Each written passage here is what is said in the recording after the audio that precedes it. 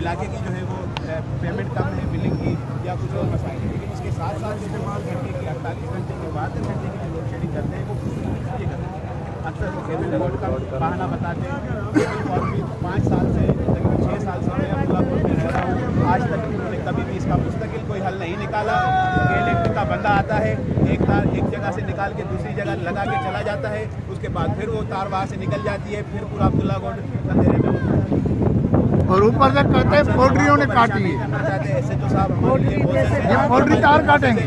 हमारी गुजारिश है कि आप इलेक्ट्रिक के किसी नुमाइंदे को बुलाएं, मैनेजर या डीजीएम को बुलाएं, वो आके यहाँ पे हमारे मुतालबात मानने के लिए तैयार है, खुद का यहाँ से चले जाएं। लोगों को परेशान करना इसी तरह